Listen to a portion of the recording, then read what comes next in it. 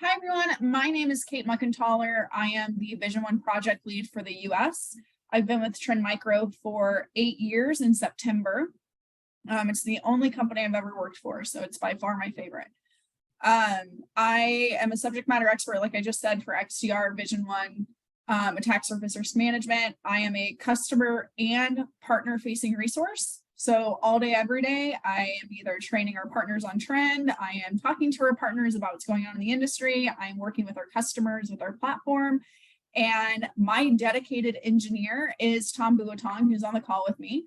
I will let him introduce himself really quick. Hey everybody, my name is Tom. I've been with Trend for about 2 years. I've been on the customer side for a little over 13 years or so. So I focused on a lot of endpoint, firewall, you name it, whatever was in security, that was me. Yep. Nice to meet everybody. So lots of broad knowledge. We are a very casual group today. So if you need anything, if you need us to pivot, please let us know. But I'm going to go ahead and jump in. So we're focusing today on XDR adoption, which is a huge conversation in the industry right now. Customers need XDR. They need it. It is essential. And there's so many things that you can use it for, so many use cases, but how do you start that conversation? There's a huge variety of skill set, of knowledge. You know, you have the IT admin who's been with the same company for 30 years, and security 30 years ago and security now are very different. You also have a lot of young guns who now, major in cybersecurity in school, and they can code and architect and do all kinds of things that most of my customers couldn't do 10 years ago. So lots of great, amazing skills coming into the industry. Lots of senior security admins that have been here for a long time. How do you appeal? How do you have that conversation with the entire range? Small, big, large, skilled, unskilled, all that stuff. So we're going to focus on a couple of higher topics today that pretty much round everything out for us. Again, Tom and I are going to be hosting you today. All right, I'm going to pass this slide to Tom because I think this is a great, from his customer perspective and like what the Trend Micro platform does for our customers. I think there's a lot of value here. Little bit of insight. Trend has really rapidly progressed this year from being product focused to being platform focused. So you're not going to see, we used to have a blue cloud, and you're not going to see all of these point products so much anymore. What you're really going to see more of is functionality and problem solving. How are we fixing customer pain points? How are we enabling them? And that's more of what this slide talks about. So I'll pass it to you, Tom. Yeah. So when you start looking at that traditional security, way back when it was just really more endpoint based, it was in a tradition, or in a sense, very traditional, because it was looking at signature based. It was looking at not necessarily the advanced landscape that we have now, because it wasn't there. But now when we start really diving in, now you're starting to look at email protection, endpoint protection, network security. And one of the big pain points when dealing with customers is that those are typically silos. The email guy doesn't talk to your endpoint guy. The network guy doesn't talk to your endpoint guys or your email guys. But how do you know what's happening, what's really happening? Because an attacker doesn't really care what silo they're in, because they're going to move laterally through your email, through your network, through all those different endpoints, all the way to the crown jewels, the customer's servers, their workloads, and all that. So we start seeing a shift within Trend Micro, where we're starting to look at a lot more of the XDR, the cross detection and response platform. And we're seeing a lot of good value and return on that one, because it is breaking down all those different silos.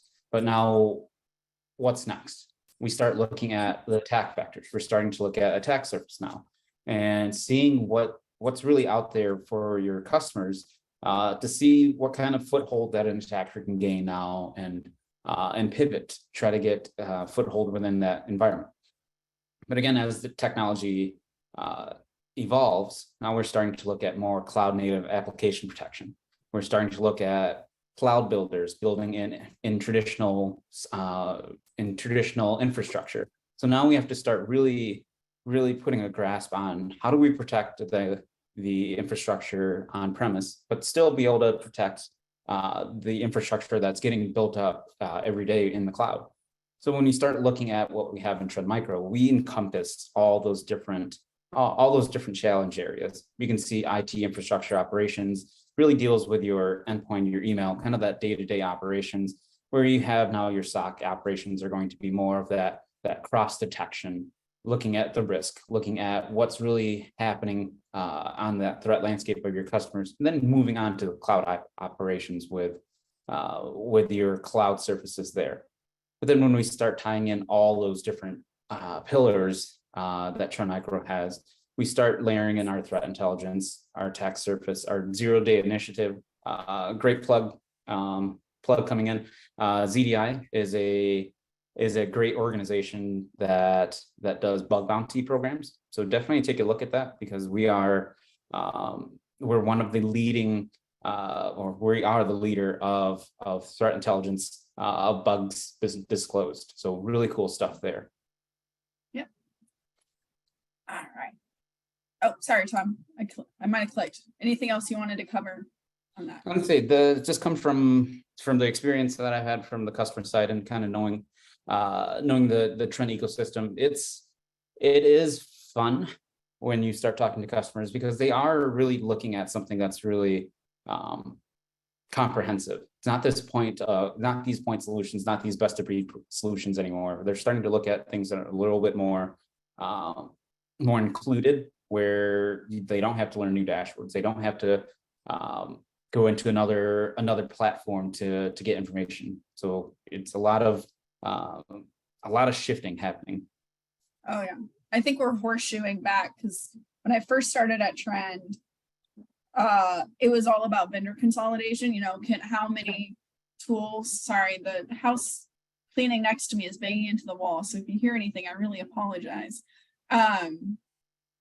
It was all about like vendor consolidation. How many boxes can I check? Because the technology, while high quality, didn't have to be exceedingly robust. And so a single vendor, providing email, endpoint, server, network, anything else is fine. DLP, app control.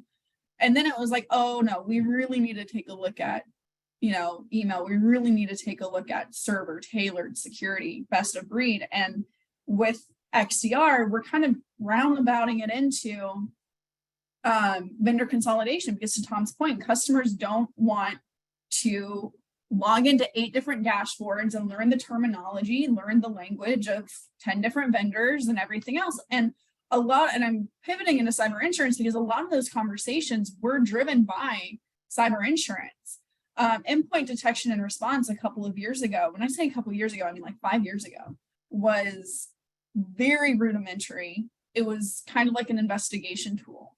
And it was essentially the same investigation tool that like threat support would use, but now it was customer facing. We put it in the hands of the customer.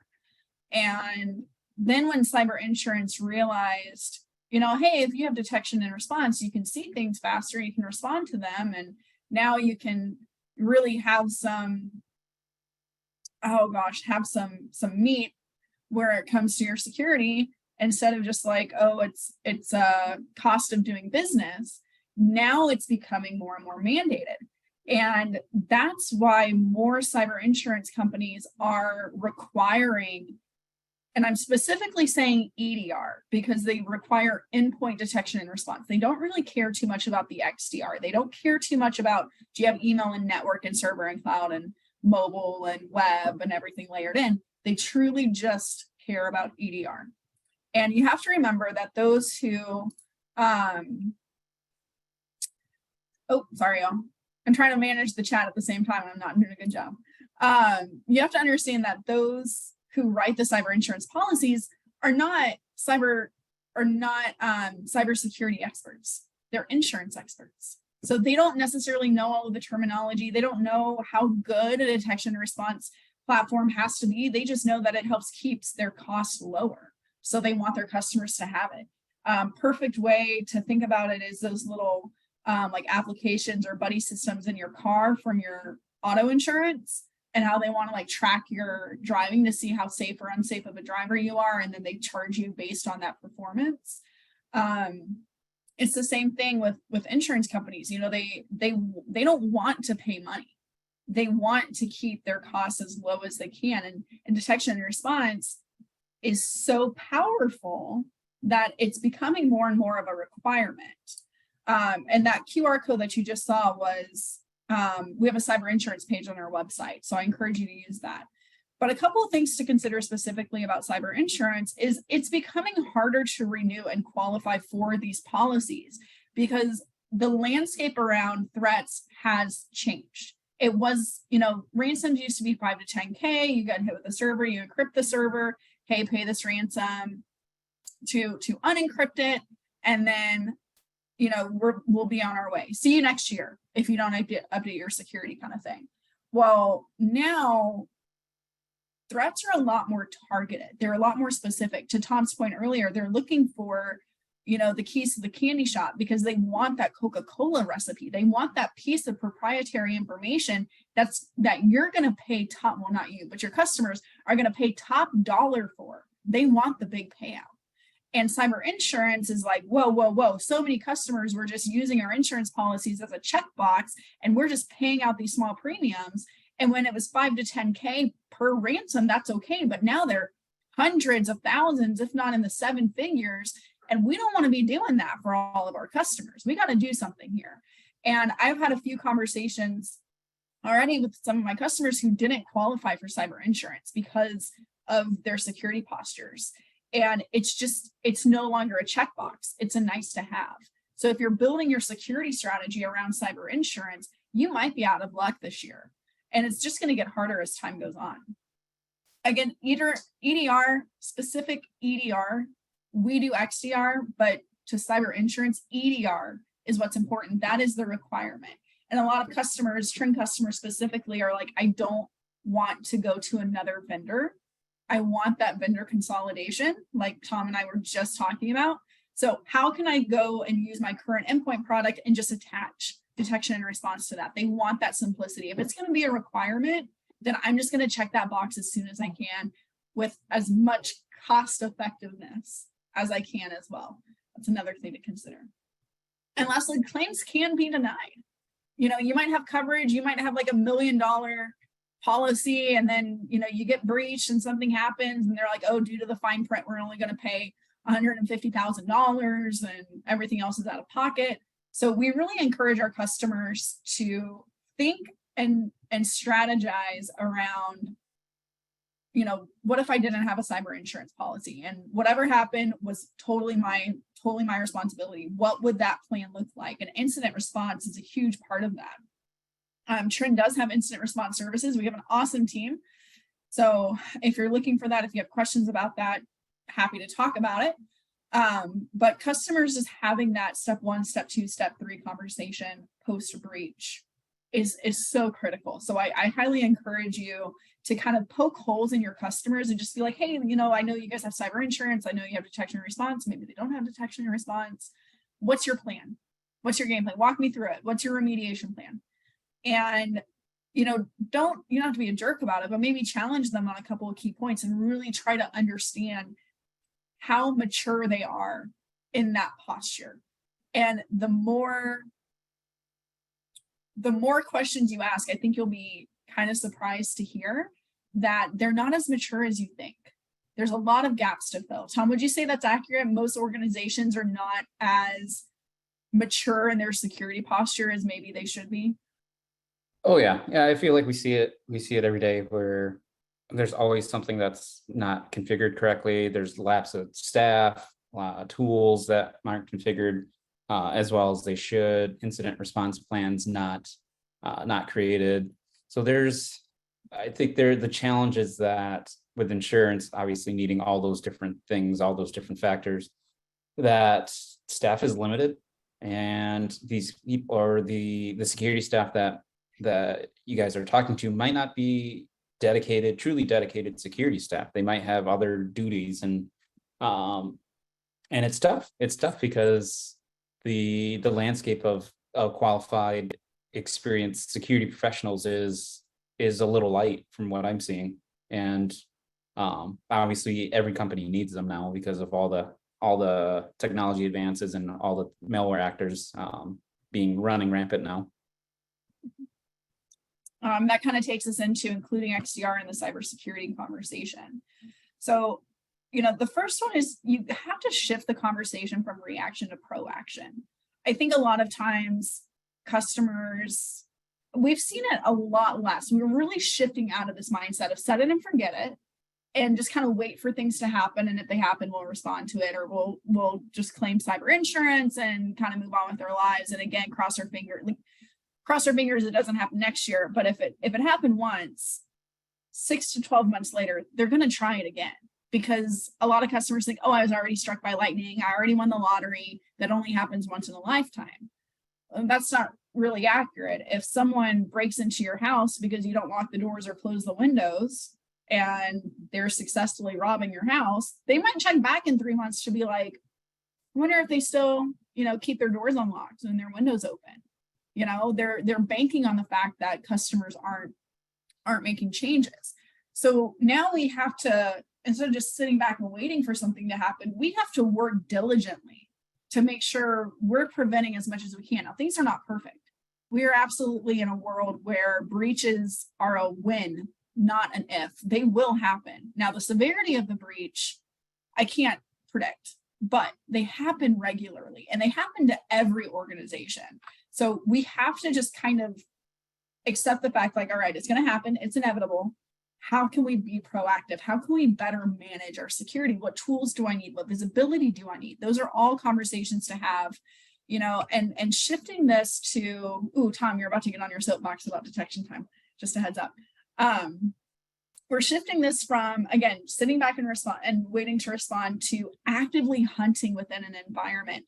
If, I always poke fun at healthcare and manufacturing because they're the industries that really are competitive with each other in terms of like, I hope the hospital next to me or I hope the manufacturing plant across the street gets hit before I do, because if they're targeted, then that means I'm safe. But if a news article hits, it spreads like wildfire and it's just like, am I at risk? Am I next? Am I going to be breached in the same way? Am I, we're in the same industry, or we have the same operating systems, the same technology. So being able to take that information and say, I'm going to go into my environment and I'm going to look for those breaches. I'm going to look for those access points. I'm going to look for those indicators of compromise. And if I can't find anything, then I'm more secure. I'm proactively taking charge of my environment instead of, man, I hope we don't have the same unpatched vulnerabilities that they did. It's a mind shift. And again, we're seeing it more and more with customers these days, but you have to give them the tools in order to do that. But the biggest thing is reducing that detection time. And I'm going to pass this to Tom because I know he really likes this slide. Of course, I made it, though, or at least I contributed. It's his own artwork. So just kind of layering on a little bit more flavor to what Kate was saying about being proactive rather than reactive. We see a lot of cases all the time where it's an unpatched vulnerability on an externally facing server that an attacker just they had to do was just Google the CVE number and figure out if there's an exploit there. So this would have been stopped if the customer would have just patched that system, but they obviously had other fires that they're fighting, or if it just never was important to them. So when you start really being a little bit more proactive, then you become safer. But obviously, when we start looking at threat hunting and all that, the detection time to find something is critical, because the longer the attacker's in, the harder it is to get them out. As you can see here on this graphic here, from industry average, from the research that Trend's done, it takes about almost 200 days to find a breach, and that's too much, because when you start looking at that, that's almost a full, I wouldn't say it's a full year, but it's close to a little bit more than half a year just for them just to find an attacker. That's too much. When you start looking at post breach or during or when you find the detection, it takes about 70 days to contain that. That means finding what servers they've logged onto, finding email addresses, endpoints, seeing what accounts they're using, and just seeing what they've already exfiltrated. That takes a lot of time. It takes a lot of man hours in there. From where you can see there, it takes about $4.35 million for an average cost of a data breach.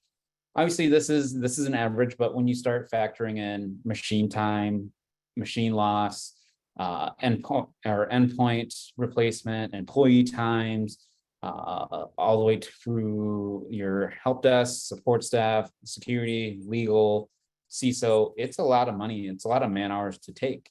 And I know that from some of the customers that we talk to, they can't swallow that. It's hard to pay that out just because they don't, it's hard to justify, I guess.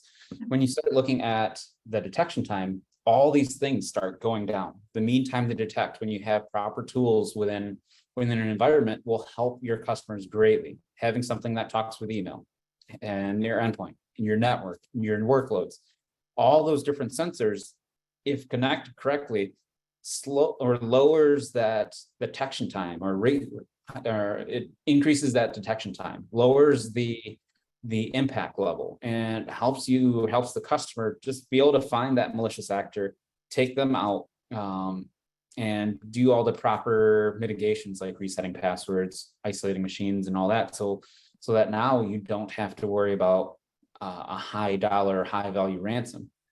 And another interesting, yes. We have 4 minutes. Oh, okay, cool. All right. Yeah, I know it's a 30-minute webinar, not an hour. Oh, sorry. I thought it was an hour. So no, you're good. You're good. I'm going to kind of run through this quickly because the rest of this stuff isn't too techy. All right. So implementing tools that build customer resilience. Again, it's not an if, it's a when. How do customers bounce back? How do they overcome those challenges? To Tom's point, it's like a $4.5 million cost on average. That's the ransom, the labor cost, shutting down, pulling out the network, loss of productivity. How do you recover so that the quicker that you respond, you just get back up again? So those XDR is a great starting point. It's a great tool to use to build up that resiliency. And again, ask customers, have that conversation. What's your plan? What's going to happen? We talked about network visibility and closing those back doors. The longer a threat actor is within a customer environment, the more back doors they open. They want to be able to re-engage and interact with the environment for as long as possible. And sorry, I keep clicking on stuff, and I'm sorry, it's messing with the slides. So closing those back doors so that, if they recover from a breach, have they truly recovered? Have they truly remediated? Those are the types of things that you want to secure your customer with, have that conversation about. And also visibility. We've mentioned so many silos, so many teams and different aspects of a customer environment. How are they working together? Attack vectors don't care about segregated teams. They don't care that the cloud guys don't like the security guys, and the security guys don't like the email guys, and the email guys don't like the server guys. They don't care. You guys either need to work together or you need to have the same visibility. Because if you're not talking together, then you need to have tools that show that visibility. And that's going to be absolutely important. XDR over EDR. The more detection and response sensors you have, the more you can see, the more correlated actions that you can take, the better visibility that you have. That's why XDR is more powerful than EDR. Absolutely. All right. So, oh no, my slide didn't save. Okay. Identifying when customers need an XDR conversation. So cyber insurance, every customer, if you're not talking to your customers about cyber insurance, you should. It is that season. June is renewal period. Just ask. I guarantee you, if your customers don't have cyber insurance, they are evaluating cyber insurance. Have that conversation, hands down. Are they looking for that next step in maturity? Hey, we haven't really reviewed our security practices in a while. We don't have an incident response plan. We don't know what our cost of business operationally it would be if we had a breach. Poke, again, don't be mean about it, but poke holes in that security conversation. How secure do you think you are on a scale of 1 to 10? If they say anything more than a 7, they're lying, or they're very, unrealistic about what their strategy is. I'm trying to remember the third point I wrote down. Sorry, y'all. I didn't save. Cyber insurance, maturity. If I think about it later, I'll email it out to you guys. Sorry about that. But all of those things, let me rephrase. Every customer benefits from an XDR conversation. If you're not asking about it, just ask them. Just say, what are you doing for detection and response? What are you doing for cyber insurance? What's your incident response plan? Those simple questions your customers should have answers to. And if they don't have an answer to it, you're in the right spot. You're having the conversation that you should be having with them. Because again, it's a necessity. It should absolutely be happening. It's not a want to have, it's a need to have. So, all right, y'all, that is my time. I don't see any questions in the Q&A. So I'm going to just blow through this really quick. There is a survey, and that really helps kind of cater these calls to you guys. If you don't mind filling that out really quick, I'll leave it on the screen.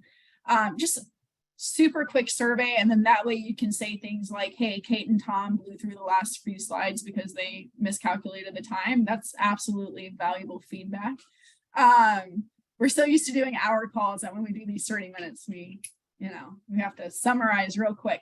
If there's any specific topics or questions that you want to see answered or addressed, put that in that survey. These calls are here to benefit y'all. So if you're not getting what you need from us, please tell us so that we can make sure that we are providing you that information. Kevin, can we see additional sensors or items to add to monitoring? So when you say, can we see, if you want a demo, please let us know because I'm happy to show it to you.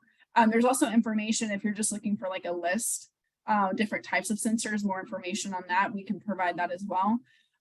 With Vision One, you can integrate firewall data into the console. You do have third-party integrations that you can utilize with firewalls. So that does layer into the technology with Vision One.